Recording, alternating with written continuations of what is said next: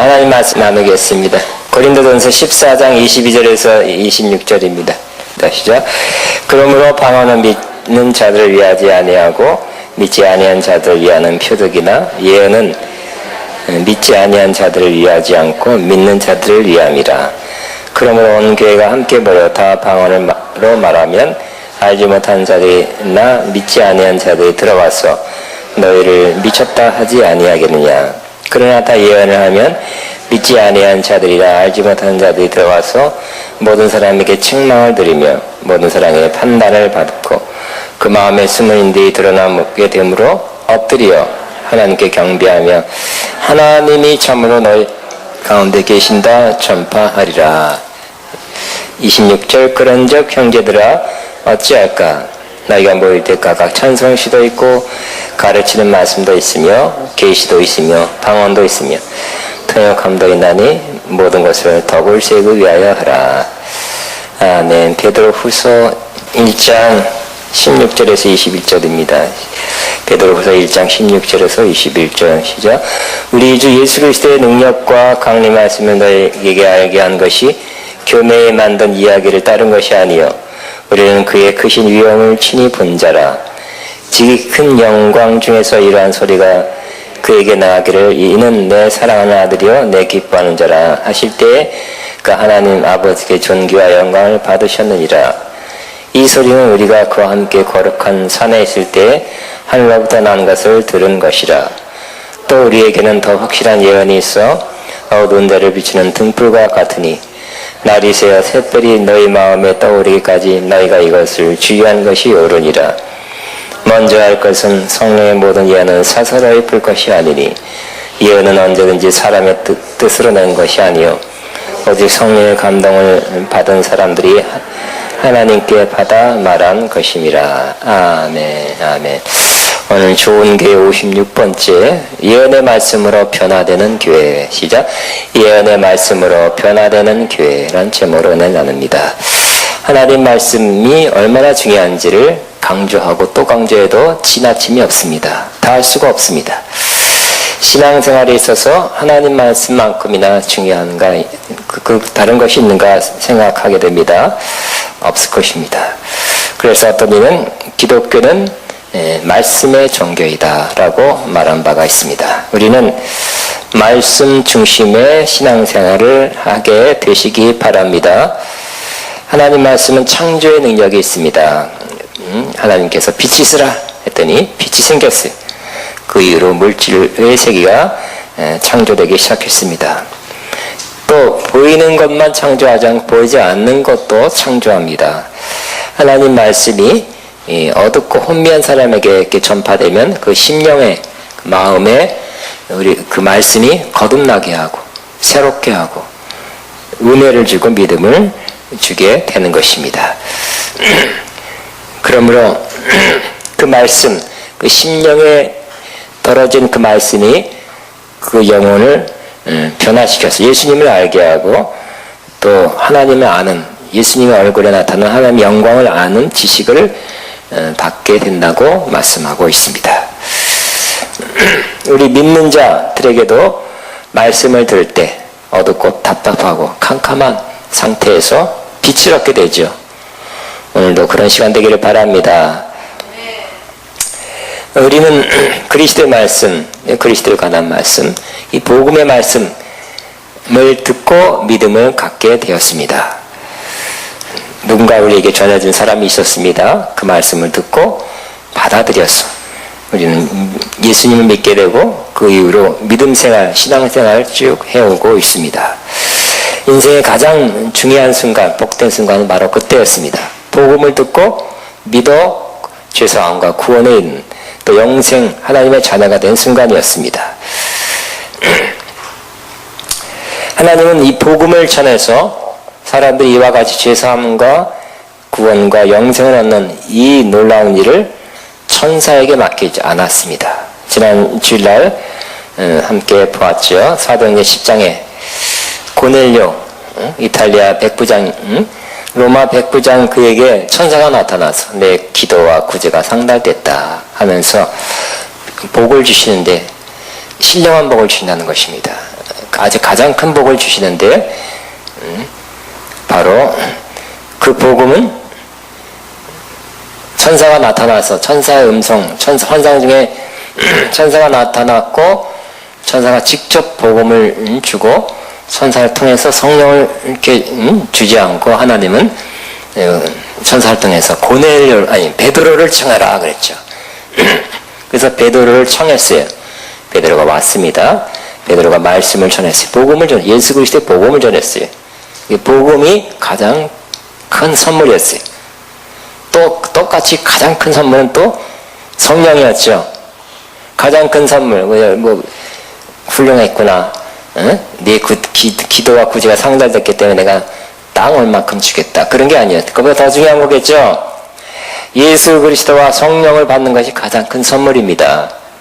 이 선물을 하나님이 고넬료에게 주셨습니다.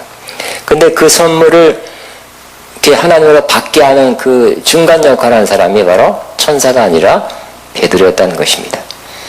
사람에게 그 일을 맡겨주었습니다. 복음을 전해서 영혼을 거듭나게 하고 구원받고 죄사함 받게 하는 영생을 얻게 하는 그 일을 사람에게 우리에게 맡겨주신 것입니다. 영광스러운 사역입니다. 여러분 우리가 복음을 전해서 그 복음, 여러분이 전하는 복음 때문에 그 말씀을 듣고 영혼이 구원받고 영생을 얻는 일이 꼭 일어나게 되기를 바랍니다. 물론 잘 모르는 사람에게, 지나가는 사람에게 교회 나오세요. 권면하는 것도 좋은 것입니다. 이런 말을 하는 것도 복음에 관해서 아무 말 안 하는 것보다 몇십 배 나은 것입니다. 그렇지만 더 좋은 것은 여러 상황, 여러 환경 속에서 여러 가지 방법으로 복음을 전하는 것입니다. 다른 표현은 복음을 제시하는 것입니다. 그때 그가 복음을 듣고 그 자리에서 죄사함과 구원과 영생을 얻는다면 그런 순간이 있어요. 그것은 보여요.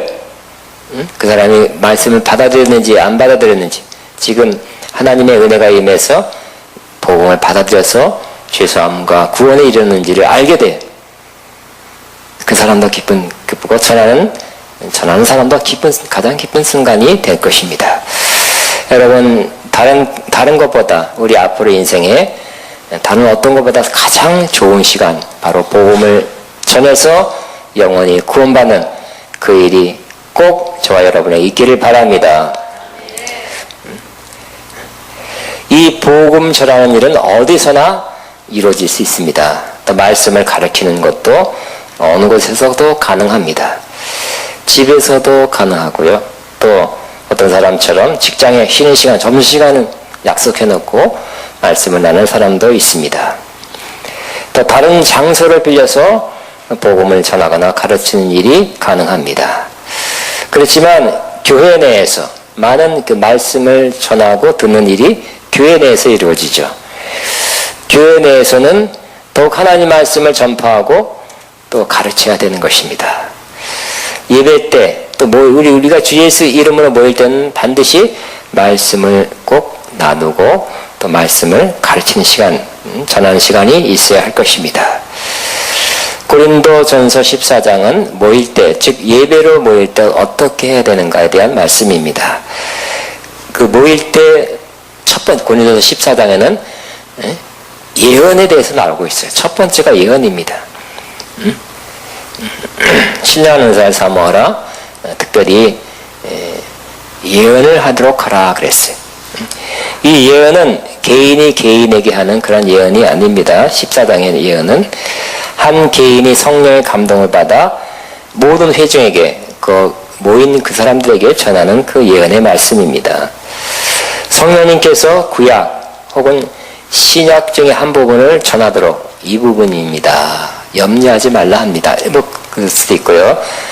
모여서 회개하라 합니다. 역대하 7장 14절을 전하게 한다든지, 성령님께서 성경의 한 부분 또 그와 유사한 말씀을 전하도록 감동 줬을 때 그것을 회중에게 또 성령으로 전하는 것이 바로 예언입니다.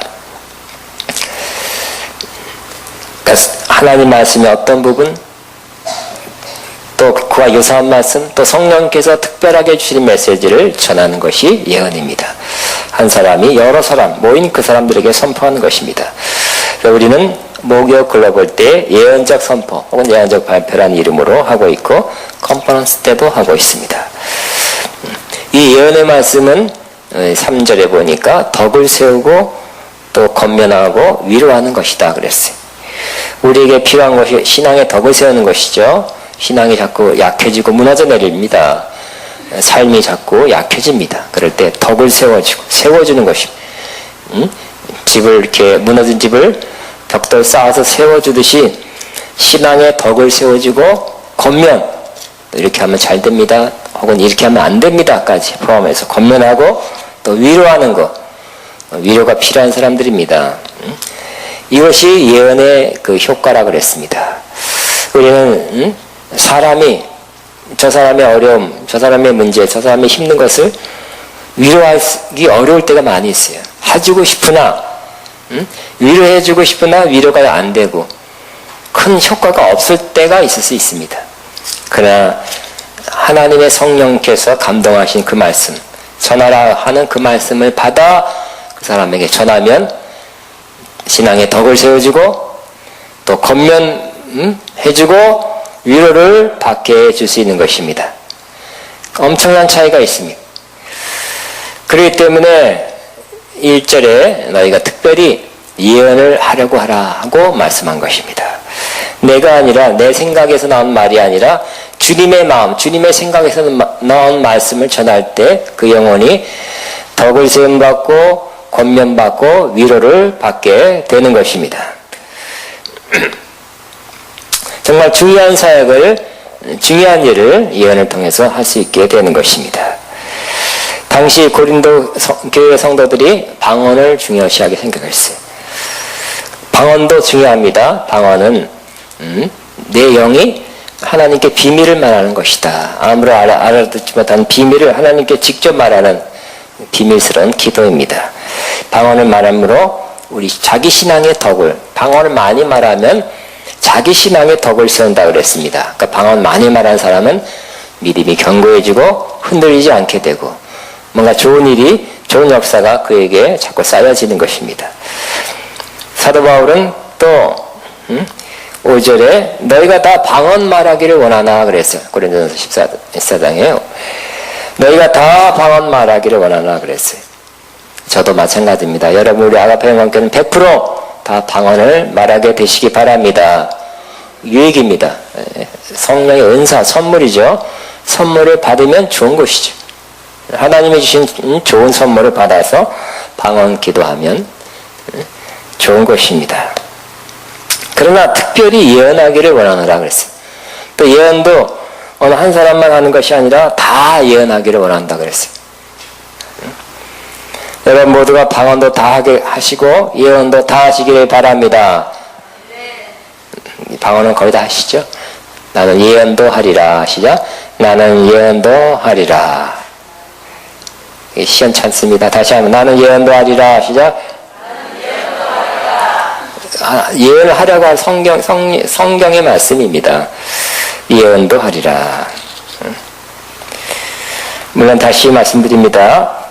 사랑하는 딸아, 개인이 개인에게 하는 그런 예언을 고린도서 14장에서 말하고 있지는 않습니다. 물론 그런 예언도 필요할 것입니다. 하나님 말씀 가운데 한 구절, 두 구절, 또 성령의 인도하심을 받아 어떤 메시지, 어떤 내용을 전할 때 그것이 바로 예언이 되는 것입니다. 낙심하고 있는 사람에게, 시험 든 사람에게 어떤 마음, 이런 마음을 전하고 싶어요. 두려워하지 마. 하나님이 이 어려운 일 가운데서 당신을 지켜줄 거야. 이런 마음 전하고 싶어 전했어요. 그러면 이것도 예언입니다. 왜냐하면 그 내용이 이사야 43장 1절부터 4절까지 있는 말씀이었어요. 그걸 좀 이렇게 쉽게 알아들이 쉽게 전한 것이기 때문입니다. 그러니까 성경에 있는 내용을 조금 쉽게 바꿔서 전해도 성령의 감동을 받아 성경에 있는 내용을 혹은 성경 그 자체를 전하는 것이 바로 예언이 되는 것입니다. 아주 제일 쉬운 예언, 그러니까 하나님이 당신을 사랑하십니다. 하나님이 당신을 지켜주실 것입니다. 하나님이 당신을 도와주실 것입니다. 승리하게 될 줄로 믿습니다. 아주 심플한 예언일 수가 있습니다. 어떤 성경 구절이 이 사람을 생각하고 혹은 기도할 때 어떤 성경 구절이 떠올라요? 그러면 그거 다 못 외워도 비슷하게 전해도 되고요. 아니면 성경을 펴놓고 이 말씀을 전하고 싶어 이렇게 해도 예언이 되는 것입니다. 물론 아무 성경 말씀이나 이렇게 펴놓고 너를 위한 말씀이야 이렇게 하면 안 되겠죠. 제가 늘 농담하듯이 폈는데 가론에다가 목매달아 죽으니라 이 말씀 전할 수 있으니까. 그러니까 성령께서 인도하는 말씀을 전하는 것이 바로 예언입니다. 그렇기 때문에 예언을 하려면 역시 기도하고 나서, 그죠? 기도하고 나서 혹은 기도하는 마음으로 하나님 말씀을 받는 것이 필요합니다. 그러니까 내가 항상 충만하고 영적일 때는 더 명확한, 더 정확한 하나님 말씀을 받아서 전할 수 있게 되는 것입니다. 이 예언의 말씀을 이 교회 내에서 전하면, 또 모임, 교회 집회 이런 데서 전하면 믿지 않은 자들이 들어왔어요. 또 믿음 생활에서 이제 막 시작하는 사람이 들어왔을 때 그 예언의 말씀을 들으면 그 말씀을 듣고 책망을 받고 또 판단을 받고 그 마음속에 숨은 일이 드러난다 그랬어요. 응? 깜짝 놀라게 되는 겁니다. 그 영혼에 책망을 듣고 판단을 받고 마음에 숨은 일이 드러나게 돼서 어떻게 된다고요? 화를 내가 나가는 것이 아니라 마음의 찔림을 받고 회개하게 된답니다. 또 어둠 속에 있었던, 숨겨졌던, 덮어놨던 그 죄나 잘못 가고 있는 그 인생길, 또 잘못했던 그 행동들이 드러나서 말씀의 빛 가운데 비춰져서 드러나서 그가 회개하게 된다는 것입니다. 그래서 와 어떻게 알았지 하면서 내가 잘못했구나 하면서 하나님의 임재를 느끼고 하나님에 대한 그 경외감, 하나님 오늘 여기 살아계신다는 그런 마음을 가지고 경배하게 된다는 것입니다. 뻣뻣하게 왔다가도 경배는 역시 절하는 거니까 하나님을 절하며 마음으로 절하며 경배하게 된다고 말씀합니다. 그냥 말씀을 전하는 자가 예언의 말씀을 전했을 뿐인데 그 말씀의 역사로 그런 일이 일어나게 된다는 것입니다. 다시 말씀드립니다. 예언의 말씀이 선포되면, 교회에서 예언적 말씀이 선포되면 사람들이 회개하게 되고 하나님의 임재를 느끼고 하나님을 경외하는 마음으로 경배하는 그 일이 일어나게 됩니다. 이 모습, 예언의 말씀이 선포되고 사람들이 찔림을 받고 판단을 받고 그 마음에 숨은 것이 드러나고 그래서 온전한 회개하고 다 털어버리고 용서받고 그리고 하나님의 임재를 느껴서 하나님께 참으로 경배하는 모습, 이 모습이 아가페 영광교회의 모습 계속되기를 바랍니다. 그래서 참으로 하나님이 여러분 가운데 계십니다. 이렇게 믿지 않는 사람이 그렇게 자기가 스스로 고백하게 된다고 말씀합니다. 여러분 하나님 함께 하십니다. 제가 선포 안 해도 본인이 느껴서 그렇게 선포하게 된다는 것입니다. 그러므로 여러분은 믿지 않는 자, 믿음이 거의 없는 자들도 교회 예배에 데려오시기 바랍니다. 전해지는 예언의 말씀을 통해서 그들에게 이런 역사가 꼭 일어나게 될 것입니다. 영국 런던에서 가장 큰 그 교회를 목회했던 강해설교의 세계적 대가였던 로이드 존스 목사님이 이런 말씀했습니다. 더 쉬운 말씀, 일반적인 말씀을 전하는 주일 낮 예배보다 더 깊은 차원, 더 성숙한, 믿음에 성숙한 사람에게 말씀을 전하는 주일 밤 예배 때 온 사람, 구원받는 사람이 더 많이 일어나게 된다는 것을 자기 교회에서 보게 된다는 것입니다. 워낙 유명한 교회, 유명한 장소에 있는 교회입니다. 그래서 믿지 않는 자는 더 쉽게 말씀을 전하고 쉬운 분위기, 편안한 분위기 속에 전하면 더 구원 많이 받겠지. 그것도 틀린 말씀은 아니지만 그냥 오래 믿는 사람을 대상으로 한 저녁 예배 말씀에서도 사람들이 거기에 이렇게 끌려온 사람들이 구원을 받고 은혜를 받는다는 것입니다.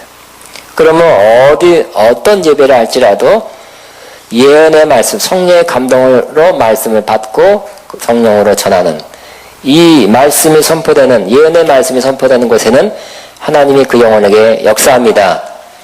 그래서 마음의 찔림을 받고 판단을 받고 그 마음에 숨은 것이 드러나게 돼서 회개하게 되고, 하나님을 경외하는 마음, 하나님 임재를 느끼고 진심으로 경배하는 일이 있게 될 것입니다. 여러분도 그래야 될 것입니다. 여러분의 하나님 예배 시간에 말씀을 들을 때 똑같아요.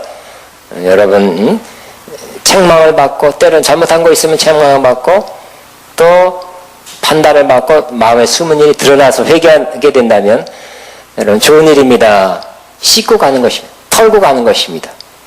또 물론 그 예언의 말씀이 여러분의 위로를 주고 살려주고 힘을 주는 말씀이 될 수도 있습니다. 항상 이런 일이 말씀 가운데 꼭 이루어지기를 바랍니다. 지난 시간에 말씀한 것처럼 사도행전 10장에는 베드로가 설교할 때 심령의 복음의 말씀, 예수 그리스도의 복음의 말씀을 듣고 그들이 구원받았죠. 뿐만 아니라 말씀을 들을 때 성령이 임했죠. 방언 은사가 터졌죠. 우리 교회의 모습이 될 것을 믿습니다. 말씀을 전할 때 성령도 받으시고요. 말씀 전할 때 치료도 받으시고, 말씀을 전할 때 눌림이 다 벗겨지고, 또 어둠이 다 떠나고 빛으로 임하고, 각양 하나님이 주신 좋은 역사가 말씀을 들을 때, 예배할 때 일어나게 될 것을 믿습니다. 우리가 육체적으로 건강한 사람이 음식도 당기고 또 밥맛도 좋다고 합니다. 영적으로 건강한 사람은 이와 같이 말씀을 통해서 은혜를 잘 받습니다. 또 회개도 잘하는 것입니다. 또 위로도 잘 받고 힘을 더 잘 얻게 돼요. 그러므로 말씀을 전하는 저도, 또 다른 사람도 말씀을 전하는 이도 참 준비 잘하고 성령으로 전해야 되지만, 또 듣는 이가 기도하고 오고 은혜 가운데 있으면 은혜를 더 받게 돼. 말씀의 은혜를 더 받게 되는 좋은 선순환이 이루어지게 될 것입니다. 그런데 오늘 베드로 후서 1장에는 또 예언이라는 말씀이 나와요. 사도 베드로는 16절부터 자기가 얼마 전에 예수님과 함께 자기 포함 세 제자가 산에 올라갔는데 그 산이 확 변했어요. 갑자기 빛이 임하고 예수님이 변형되었어요. 영광스러운 모습으로 변한 모습을, 그냥 보통 사람 같은 그 모습이었는데 그때는 영광스러운 빛나는 거룩한 모습으로 변화됐어요. 그리고 하늘의 음성이 들렸습니다. 이는 내 사랑하는 아들이요 내가 기뻐하는 자로다. 굉장한 체험했다는 것을 기록하고 있습니다. 잊어버릴 수 없는 체험이에요. 거기에 또 구약시대 그 유명한 모세와 엘리야가 나타났어요. 대화하는 것도 봤어요. 와, 굉장한 일이 일어났습니다. 그러나 베드로는 그 이어서 뭐라고 합니까? 베드로후서 1장 19절에 우리에게는 더 확실한 예언이 있다 그래요. 더 확실한 예언. 본인은 분명히 그 산에 올라가서 굉장한 신령한 체험했어요. 그러나 우리에게는 뭐가 있다고요? 더 확실한 예언이 있다 그랬어요. 예언의 말씀이에요. 그 당시에는 베드로가 이 서신을 쓸 때 당시에는 구약 성경이죠. 신약 성경이 이제 막 써지기 시작할 때였고요. 그러나 구약 성경이라 할지라도 그런 신령한 신비한 체험보다 더 확실한 예언의 말씀이 성경 말씀이라는 것입니다. 이게 신령한 체험하는 거 좋은 것입니다. 신령한 체험 많이 하시기 바랍니다. 그러나 그 안 했다 할지라도 더 확실한 예언의 말씀이 바로 성경 말씀이라는 것입니다. 저는 여러분은 그러므로 신령한 체험을 추구해서 그걸 받으려고 하는 것은 위험할 수 있어요. 신령한 체험을 구하시기 바랍니다.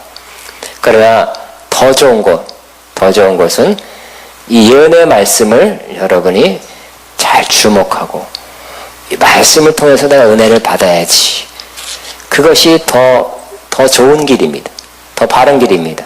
그러다 보면 말씀을 통해서 여러 가지 은혜를 받게 되고, 뿐만 아니라 하나님께서 하나님의 때에 또 신령한 체험도 주실 것입니다. 이 예언의 말씀은 어떻게 하라고요? 19절에 또 우리에게는 더 확실한 예언이 있어. 이 예언을 더 확실한 예언이라고 그랬어요. 또 어두운 데를 비치는 등불과 같으니 이 말씀을 읽으면 빛이 임한다 그랬어요. 말씀을 읽으면 빛이 임합니다. 밝아지는 것입니다. 우리 마음에 어두울 수 있죠. 죄 때문에 어두울 수 있고 뭘 몰라서 무지 어두울 수 있고요. 깨어있지 못해서 어두울 수 있어요. 이 세상 자체가 어두운 세상이에요. 사람의 심령이 어두워요. 어두운 세상에 어두운 사람들 가운데 우리가 살고 있어요. 또 우리 심령도 간혹 어두워질 수도 있어요. 근데 하나님 말씀은 뭐라고요? 어두운 데를 비치는 등불과 같다 그랬어요. 말씀을 듣고 읽고 잘 받음으로 묵상함으로 여러분 항상 빛 가운데 걸어가시기 바랍니다. 그런데 이 말씀은 어떻게 하라고요? 날이 새어 샛별이 너희 마음에 떠오르기까지 너희가 이것을 주의하는 것이 옳으니라 그랬어요. 여러분 아침 새벽에 이 샛별 모닝스타 뭐 금성이라 그래요. 이것이 제일 밝은 별이죠. 달 다음에 제일 밝은 별 아닐까요? 아침에 뭐 새벽별이라 그러나요? 샛별이라 그래요. 성경은 샛별이라 그랬어요. 이것이 제일 아침에 해가 뜨기 전에 이 밝은 별이 떠오릅니다. 일찍 일어나는 사람은 그걸 봅니다. 그래서 그 별만 보고도 웬만한 것도 또 찾아가게 돼요. 그런데 날이 새어 샛별이 너희 마음에 떠오르기까지 너희가 이것을 주의해라. 이 예언의 말씀을 주의해라. 주목해라. 주의해서 살펴보라. 고 말씀하고 있습니다. 이 비유죠. 그러면 이 샛별은 뭡니까? 샛별은 바로 예수 그리스도입니다.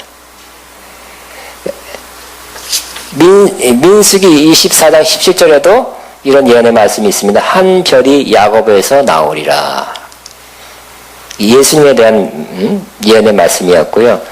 또 계시록 22장 16절에도 예수님은 광명한 새벽별이라고 말씀하고 있습니다.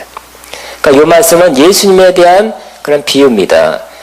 즉 우리가 이 하나님 말씀, 예언의 말씀, 성경 말씀을 계속 주의해서 주목해서 살피고 묵상하고 연구하고 또 마음에 새기고 그것을 지켜 행하려고 하면 그때 뭐가 떠오른다고요? 예수 그리스도가 우리 마음에 떠오릅니다. 더 밝히 보여지고 알아지고 부각되고 모호했던 또 희미했던 예수님에 대한 뭐 어떤 지식이나 알미나 임재가 더 분명하게 된다는 것입니다. 새벽별이 떠오르듯이 그렇게 분명하게 우리 마음에서 예수님을 더 알게 된다는 것입니다. 예수님을 알기 원하시죠? 예수님과 더 동행하기 원하시죠? 동행하고 싶은데 예수님이 나와 함께 계신 것도 간혹 오락가락 한다든지 예수님이 인도는커녕 내가 예수님이 함께하는 것도 못 느끼겠고 예수님을 알아야 예수님이 나를 이끌어간다는 걸 느끼고 알아야 따라가죠. 예수님과 교제하고 싶은데 예수님이 안 계신 것 같다고 느낀다면 참 어디 계실까고 이렇게 헤매긴다면 어떻게 예수님과 교제할 수 있겠습니까? 보이는 존재와 교제하는 거죠. 제일 좋은 교회는 만나서 가까이서 교제하는 거잖아요. 그렇기 때문에 예수님이 더 우리 앞에 우리 각자에게 영어로 표현하면 좀 리얼해야 돼. 좀 살아있는 것으로 느껴져야 되고 알아져야 돼. 분명히 보이듯이 그렇게 눈으로 보이는 건 아니지만 마음으로 보이듯이 그렇게 보여져야 될 것입니다. 어떻게 할 수 있습니까?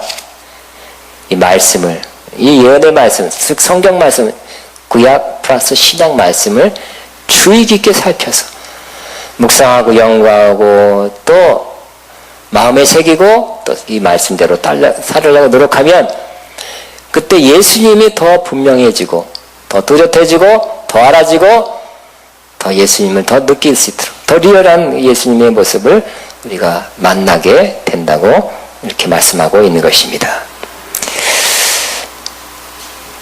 여러분 성경 말씀을 통해서 그런데 성경 말씀 통해서 예수님을 볼 수 있어야 돼요. 예수님을 사모한 마음으로 창세기 폈더니 예수님이 하나도 안 나오죠, 그죠?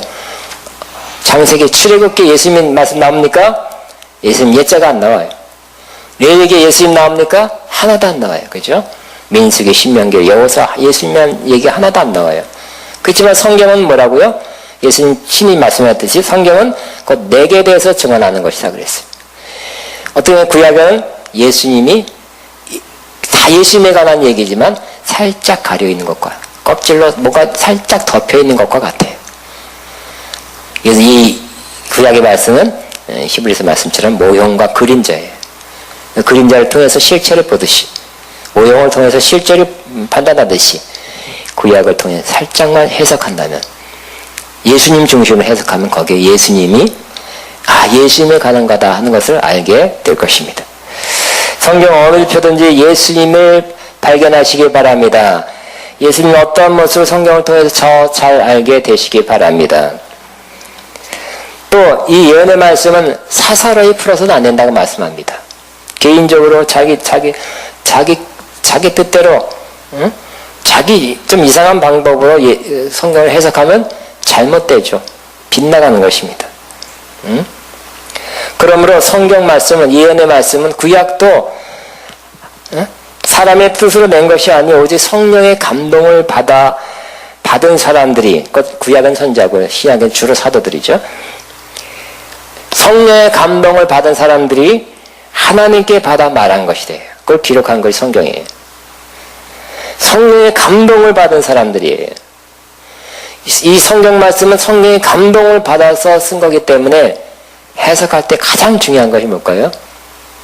성령으로 쓰여진 이 말씀을 성령의 감동과 성령의 조명하심을 따라 해석하게 되기를 바랍니다. 그러니까 성령의 인도하심, 조명하심을 따라 해석하지 않고 거기에 인간적인 생각이나 머리나 머리 쓴 사람 많잖아요, 그죠? 사사로이 풀어서 이상하게 풀어서 자기도 잘못되고 또 많은 사람을 잘못한 것으로 인도하는 사람들이 얼마나 많이 있습니까? 문제죠. 그러므로 성경에서의 가장 중요한 것은 성령님의 조명하심, 성령님께서 깨닫게 하심을 구하고 성경을 해석하게 되기를 바랍니다. 머리로 해석하는 거 아니에요. 지식으로 해석하는 거 아니에요. 무슨 신학적 지식으로 성경을 해석하면 잘못된 길로 가는 그런 사람이 얼마나 많고 얼마나 다른 해석이 많은지, 인터넷에 얼마나 잘못된 것, 맞는 것도 꽤 있죠. 그렇죠. 잘못된 것도 얼마나 많은지, 얼마나 또 이상한 책도 많이 나오는지 모르겠어요. 성령으로 성경을 해석하게 되기를 바랍니다. 하나님께서 우리에게 또 우리 아가페에 이러한 지금 이 역사를 지금 하고 계신 것입니다. 하나님께서 이 예언의 말씀, 구약 신약의 말씀을 지금 더 성령으로 깨닫게 주고 있습니다. 빛을 더 비춰서 빛 가운데 빛이 밝아지니까 더 많은 것을 보게 되는 역사를 지금 베풀고 계십니다. 또 이 구약이나 신약 말씀, 이 예언의 말씀을 통해서 결과적으로는 누구를 아는 거예요? 예수님을 아는 것입니다. 거기서 이 말씀을 통해서 내가 능력을 행하기 위해서 말씀을 취한다든지 써먹으려고 하는 말씀이 아니에요. 예수님을 더 알게 되는 것, 그것이 성령의 궁극적인 목적입니다. 하나님이 이 일을 아가베에 행하고 있습니다. 성경 말씀을 통해 자꾸 예수님으로 푸는 것입니다. 그래서 예수님은 더 이렇게 예수님이 더 우리 안에 더 리얼해지고, 그래서 더 주님은 그래서 깊이 만나고 교제하는 이런 일을 지금 행하고 있습니다.